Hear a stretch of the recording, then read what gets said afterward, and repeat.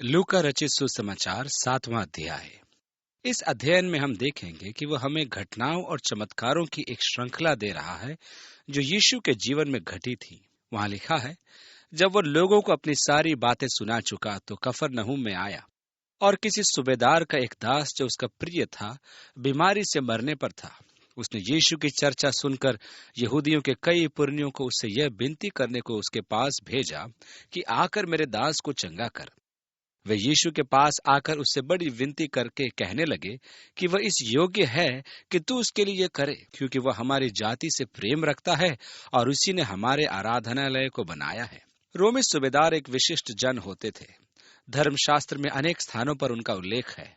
कैसरिया का कुरनेलियुस, जिससे प्रभु ने प्रार्थना में बात की थी और कहा था कि अपने दासों को भेजकर जोफा से पतरस को बुलवाकर प्रभु के मार्गों की भली भांति शिक्षा प्राप्त करे। अन्य जातियों में सुसमाचार का सर्वप्रथम प्रचार यहीं किया था और पवित्र आत्मा उंडेला गया था। कहने का अर्थ यह है कि सूबेदारों के अनेक संदर्भ बाइबल में हैं जो सदैव ही दया और अनुग्रह के प्रकाश में हैं। इस सूबेदार का अनुशंसा में अनेक यहूदी अगुए आए थे। मेरे लिए विशेष रुचि का विषय यह है कि यहूदियों में आज तक यह प्रथा है कि वे योग्य व्यक्तियों को प्रतिष्ठा प्रदान करते हैं। इसका आरंभ संभवतः नए नियम के युग से ही हुआ है। उन्होंने मुझे भी एक योग्य व्यक्ति की प्रतिष्ठा प्रदान की है। मैं इसका अर्थ तो नहीं समझता और नहीं समझना चाहता हूं, परंतु उस अवसर पर वे अवश्य मुस्कुरा रहे थे। यह प्रतिष्ठा वे अन्य जातियों के समय भी प्रदान करते थे और विशेष करके उनकी प्रशंसा में जिन्होंने यहूदी समुदाय के प्रति अनुकंपा और सहयोग का प्रदर्शन किया हो। इस रोमी सूबेदार ने भी यहूदियों के लिए आराधनालय बनवाया था। ऐसी प्रतिष्ठा रखते हुए यीशु के साक्षियों को भेजा गया और उन्होंने यीशु से विनती की कि वह उसके दास को रोग मुक्त कर जीवन प्रदान करे। यह भी एक असामान्य व्यवहार है कि एक स्वामी अपने दास से ऐसा प्रेम रखे, क्योंकि रोमी राज्य में दासों के जीवन का कोई मूल्य नहीं था। एक रोमी लेखक के अनुसार प्रत्येक स्वामी प्रति वर्ष अपनी संपदा का लेखा लेता था और जो लाभकारी और उत्पादक संपदा थी उसे वह रखता था, अन्यथा सबको वह त्याग देता था। इसमें वे दास भी आते थे जो उसे प्रतिदिन की मजदूरी देने में असमर्थ थे। इस प्रकार यदि किसी का दास ऐसी अवस्था में हो तो उसे मरने के लिए त्याग दिया जाता था। दास अपने स्वामी की संपदा का ऐसा अभिन्न अंग था कि यदि उसका स्वामी उसे जान से मार भी दे तो उस पर हत्या का अभियोग नहीं चलाया जाता था, क्योंकि अपनी संपदा को नष्ट करने के लिए वे स्वतंत्र थे। इस सूबेदार के मन में अपने दास के प्रति ऐसा प्रेम इस तथ्य का प्रमाण था कि वह एक असामान्य व्यक्ति था। वह अपने दास से अत्यधिक प्रेम रखता था और क्योंकि वह मरण शैया पर था इसलिए वह चिंतित हो गया। 6 और 7 आयतों में लिखा है, यीशु उनके साथ साथ चला, पर जब वह घर से दूर न था तो सूबेदार ने उसके पास कई मित्रों के द्वारा कहला भेजा कि हे प्रभु, दुख न उठा, क्योंकि मैं इस योग्य नहीं कि तू मेरी छत के तले आए। इसी कारण मैंने अपने आप को इस योग्य भी न समझा कि तेरे पास आऊं, पर वचन ही कह दे तो मेरा सेवक चंगा हो जाएगा। वे लोग किसी भी अन्य जाति के घर में नहीं जाते थे। ये सूबेदार जानता था कि यीशु को घर में लाना यीशु पर बोझ डालना है। कुरनेलियुस ने जब पतरस को अपने घर बुलवाया था तब पतरस ने क्षमा याचना करते हुए कहा था कि मेरे लिए यह व्यवस्था के अनुरूप नहीं है कि तुम लोगों के साथ एकत्र हों और इस घर में प्रवेश करूं। इसलिए उस सूबेदार ने कहा, मैं इस योग्य भी नहीं कि तेरे पास आऊं। आपको ध्यान होगा कि एक कनानी स्त्री यीशु के पीछे पीछे पुकारती चली आ रही थी कि वह उसकी पुत्री को दुष्टात्मा से मुक्त करे, परंतु यीशु उसकी याचना को अनसुनी कर रहा था। शिष्यों के कहने पर कि उसके लिए यीशु कुछ करे, यीशु ने उन्हें उत्तर दिया, बच्चों की रोटी कुत्तों को कोई नहीं डालता। कहने का अर्थ यह है कि यीशु के आगमन का लाभ केवल यहूदियों के लिए था। इसी कारण वो सूबेदार भी परेशान था कि वह यीशु को अपने घर बुलवा तो रहा था, परंतु उससे पहले उसने यीशु को एक संदेश भेजा था जिसमें कहा था कि वचन ही कह दे तो मेरा सेवक चंगा हो जाएगा। उसने यीशु के अधिकार के सम्मान में ही यह कहा था। 8वीं आयत में लिखा है, मैं भी पराधीन मनुष्य हूँ और सिपाही मेरे हाथ में है, और जब मैं एक को कहता हूँ जा तो वह जाता है, और दूसरे से कहता हूँ कि आ तो आता है, और अपने किसी दास को कि यह कर तो वह उसे करता है। अधिकार क्या होता है यह उसका व्यक्तिगत अनुभव था। और 9वीं आयत में आगे लिखा है, यह सुनकर यीशु ने अचंभा किया और उसने मुंह फेर कर उस भीड़ से जो उसके पीछे आ रही थी कहा, मैं तुमसे कहता हूं कि मैंने इस्राएल में भी ऐसा विश्वास नहीं पाया। यीशु यहूदियों के लिए सर्वप्रथम आया था, परंतु उसने उनमें इस सूबेदार जैसा विश्वास नहीं पाया था। आगे लिखा है, थोड़े दिन बाद वह नईन नाम के एक नगर को गया और उसके चेले और बड़ी भीड़ उसके साथ जा रही थी।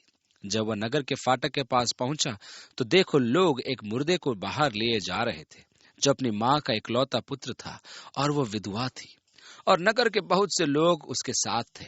उसे देखकर प्रभु को तरस आया और उससे कहा, मत रो। तब उसने पास आकर अर्थी को छुआ और उठाने वाले ठहर गए। तब उसने कहा, हे जवान, मैं तुझसे कहता हूं, उठ।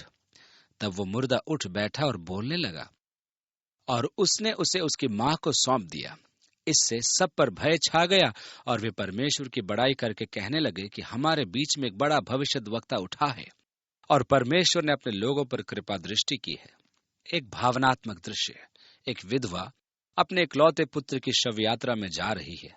उन दिनों में हमारे जैसे कफन नहीं होते थे। वे शव को टोकरी में रख ले जाते थे और उन्हें वहां नगर के बाहर खुले में चूने के पत्थरों के ताबूत में रख दिया करते थे। लगभग 1 महीना ही होता था कि चूना शव को गला देता था। खुदाई में ऐसे अनेक शव प्राप्त हुए हैं जिन्हें चूने के पत्थरों के ताबूत में रखा गया था। यह स्त्री भी अपने पुत्र को चूने की कब्र या ताबूत में रखने जा रही थी। उसकी दशा देख प्रभु को उस पर तरस आया। यूनानी भाषा का मूल शब्द जिसका अनुवाद तरस किया गया है, इसकी तुलना में भावनाओं को व्यक्त करने वाला और कोई अन्य शब्द नहीं है। आगे लिखा है, उसे देखकर प्रभु को तरस आया और उससे कहा, मत रो। तब उसने पास आकर अर्थी को छुआ और उठाने वाले ठहर गए। तब उसने कहा, हे जवान, मैं तुझसे कहता हूं, उठ। तब वह मुर्दा उठ बैठा और बोलने लगा और उसने उसे उसकी मां को सौंप दिया। इससे सब पर भय छा गया और वे परमेश्वर की बड़ाई करके कहने लगे कि हमारे बीच में एक बड़ा भविष्यद्वक्ता उठा है और परमेश्वर ने अपने लोगों पर कृपा दृष्टि की है। परमेश्वर ने अपने लोगों पर कृपा दृष्टि की है। यदि आप अध्याय 1 में यूहन्ना के जन्म के वृतांत को पढ़ेंगे तो आपको ज्ञात होगा कि जकरिया की भविष्यवाणी है जो यहाँ पूरी होती है, और उसके विषय में ये बात सारी यहूदिया और आसपास के सारे देश में फैल गई। यूहन्ना के शिष्य संभवतः उसे यीशु के कार्यों का संपूर्ण समाचार देते थे। और आगे लिखा है, और यूहन्ना को उसके चेलों ने इन सब बातों का समाचार दिया। तब यूहन्ना ने अपने चेलों में से 2 को बुलाकर प्रभु के पास ये पूछने के लिए भेजा कि क्या आने वाला तू ही है या हम किसी और की बाट देखें। उन्होंने उसके पास आकर कहा, यूहन्ना बपतिस्मा देने वाले ने हमें तेरे पास ये पूछने को भेजा है कि क्या आने वाला तू ही है या हम दूसरे की बाट जो हैं। यूहन्ना रचित सुसमाचार वृतांत में हम पढ़ते हैं कि यूहन्ना बपतिस्मा देने वाले को परमेश्वर ने यह कहा था कि वह जिस पर आत्मा को उतरते देखे वही मसीहा होगा। इसलिए यूहन्ना ने अपने शिष्यों से कहा था, देखो, परमेश्वर का मेमना जो जगत के पाप को उठा ले जाता है। उसने मनुष्यों को यीशु की ओर निर्देशित किया था। उस समय यूहन्ना बपतिस्मा देने वाला हेरोदेस के बंदीगृह में था। उसे बंदीगृह कदापि नहीं भाया, क्योंकि वह जंगलों में रहने वाला स्वच्छंद व्यक्ति था। बंदीगृह उसके लिए मानसिक व्यथा का कारण था। वह भी यीशु के शिष्यों की भांति परमेश्वर के राज्य की तत्कालिक स्थापना की आशा बांधे था और यीशु के विषय समाचार सुनकर आनंदित होता था। उसकी आनंदित रहने के कारण ही उसने ये प्रश्न पूछा था कि क्या आने वाला यही मसीहा है। यह प्रश्न वास्तव में प्रश्न नहीं था, एक अग्रगमन का प्रोत्साहन था। ऐसा भी हो सकता है कि राज्य की स्थापना, हेरोदेस का अंत और रोमी साम्राज्य के तख्ते को पलटने में विलंब के कारण उसे संदेह हो गया। जो भी हो, यीशु का उत्तर बड़ा रोचक था। 21वीं आयत में आगे लिखा है, उसी घड़ी उसने बहुतों को बीमारियों और पीड़ाओं और दुष्टात्माओं से छुड़ाया और बहुत से अंधों को आंखें दी। और उसने उनसे कहा, जो कुछ तुमने देखा और सुना है, जाकर यूहन्ना से कह दो कि अंधे देखते हैं, लंगड़े चलते फिरते, कोढ़ी शुद्ध किए जाते हैं और कंगालों को सुसमाचार सुनाया जाता है, और धन्य है वह जो मेरे कारण ठोकर न खाए। यीशु ने अपने शिष्यों से यह कहा था कि मुझ पर विश्वास करो या मेरे कामों के कारण मुझ पर विश्वास करो। यीशु ने यह भी कहा था कि जो कुछ तुमने देखा और सुना है, जाकर यूहन्ना से कह दो। अर्थात मेरे कार्य ही मेरे साक्षी हैं कि मैं कौन हूं और क्या अधिकार रखता हूं। यीशु के ये कार्य कोई नहीं कर सकता था। यदि प्रभु उसके साथ स्वयं न होता तो। वे समस्त कार्य जो यीशु कर रहा था परमेश्वर के राज्य के आगमन के चिन्ह गए थे। यूहन्ना की चिंता का यही एकमात्र कारण था कि समस्त चिन्हों के प्रदर्शन के पश्चात यीशु विलंब क्यों कर रहा है। वह राज्य की स्थापना क्यों नहीं करता है। राज्य का एक एक चिन्ह पूरा हो रहा है। लंगड़े चलते फिरते हैं, कोढ़ी शुद्ध किए जाते हैं, बहरे सुनते हैं, मुर्दे जिलाए जाते हैं, कंगालों को सुसमाचार सुनाया जाता है। यीशु जानता था कि यूहन्ना धर्मशास्त्र का ज्ञाता था, इसलिए जब वे उसे उस कार्यों की सूचना देंगे तो वह स्वयं ही जान लेगा कि यीशु कौन है, अर्थात वही प्रतिज्ञा का मसीह है। 24 और 25 आयतों में लिखा है, जब यूहन्ना के भेजे हुए लोग चल दिए तो यीशु यूहन्ना के विषय में लोगों से कहने लगा, तुम जंगल में क्या देखने गए थे? क्या हवा से हिलते हुए सरकंडे को? तो फिर तुम क्या देखने गए थे?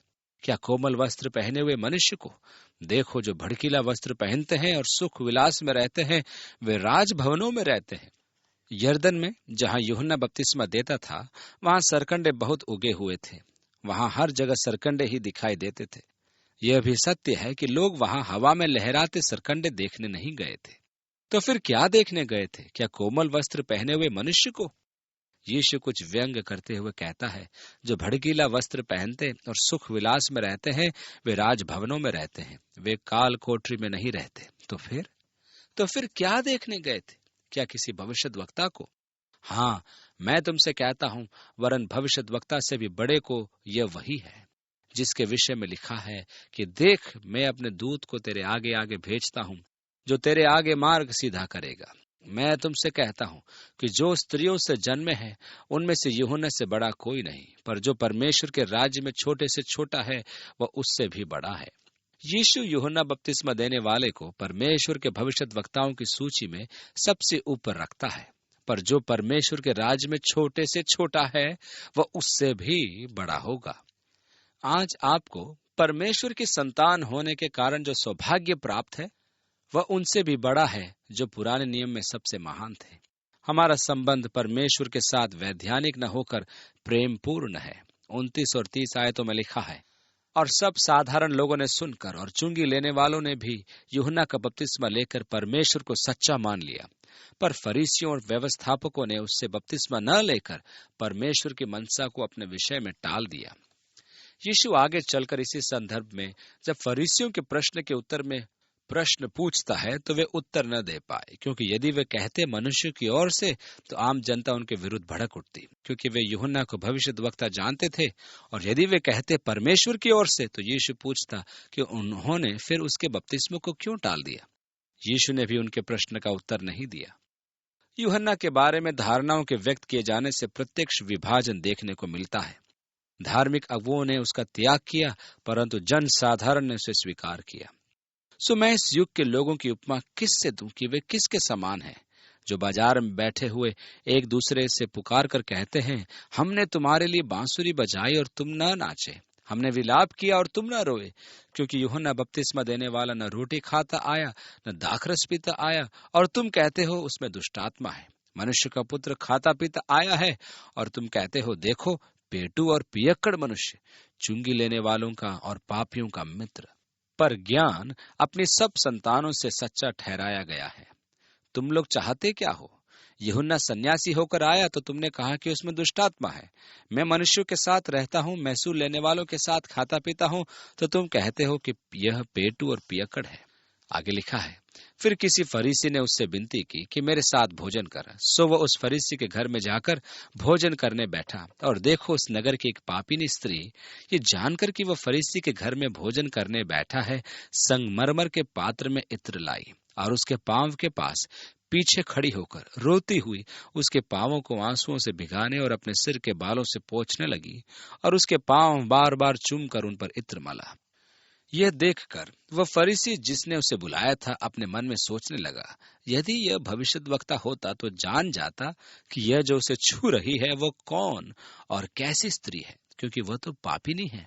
यह सुन यीशु ने उसके उत्तर में कहा कि हे शमौन, मुझे तुझसे कुछ कहना है। वो बोला, हे गुरु कह। किसी महाजन के 2 देनदार थे, एक 500 दिनार और दूसरा 50 दिनार धारता था। जबकि उनके पास पटाने को कुछ न रहा तो उसने दोनों को क्षमा कर दिया। सो उनमें से कौन उससे अधिक प्रेम रखेगा? शमौन ने उत्तर दिया, मेरी समझ में वह जिसका उसने अधिक छोड़ दिया। उसने उससे कहा, तूने ठीक विचार किया है। और उस स्त्री की ओर फिरकर उसने शमौन से कहा, क्या तू स्त्री को देखता है? मैं तेरे घर में आया, परंतु तूने मेरे पांव धोने के लिए पानी न दिया, पर इसने मेरे पांव आंसुओं से भिगोए और अपने बालों से पोंछा। तूने मुझे चूमा न दिया, पर जब से मैं आया हूं तब से इसने मेरे पांवों को चूमना न छोड़ा। तूने मेरे सिर पर तेल नहीं मला, पर इसने मेरे पांव पर इत्र मला है। इसलिए मैं तुझसे कहता हूं कि इसके पाप जो बहुत थे क्षमा हुए, क्योंकि इसने बहुत प्रेम किया। पर जिसका थोड़ा क्षमा हुआ है वो थोड़ा प्रेम करता है। उस युग में मेजबानी को अत्यधिक महत्व दिया जाता था। जब अतिथि का आगमन होता था तो वह अपने जूते द्वार पर उतार कर प्रवेश करता था। वहां एक सेवक तौलिया और जल का पात्र लेकर खड़ा रहता था। अतिथि के आगमन पर वह उसके पैर धोता था ताकि वह भीतर आकर भोज में सहभागी हो। वे खुली सैंडल पहना करते थे ताकि उन्हें आराम से उतारा और पहना जा सके। मेजबान अतिथि के गाल पर चुंबन देकर उसका स्वागत करता था। यह भी एक सामान्य औपचारिकता थी। तेल से अभिषेक करना भी एक आम औपचारिकता थी। वे अतिथि के सिर पर तेल डालते थे। यह उस आनंद का प्रतीक था जिसमें आप उसके साथ सहभागी होंगे। इन सब के पश्चात अतिथि की सेवा में चीनी रहित कॉफी प्रस्तुत की जाती थी, जिसका अर्थ होता था कटु अनुभवों को धोया जाना। वे पुनः अतिथि की सेवा में कॉफी प्रस्तुत करते थे जो अत्यधिक मीठी होती थी। इसका अर्थ है सारी कटुता समाप्त कर हम मधुर संबंधों का समय व्यतीत कर रहे हैं। शमौन एक घटिया मेजबान था। उसने यीशु के साथ कोई भी औपचारिकता नहीं निभाई थी। उसने न तो यीशु के पैर धोए, न ही उसके सिर पर तेल मला और न ही उसके आने पर उसका चुंबन लिया, परंतु स्त्री ने उसके पैर आंसुओं से धोए और अपने बालों से पोंछे और उसके पैरों को चूमना न छोड़ा और उसके पांवों पर इत्र मला।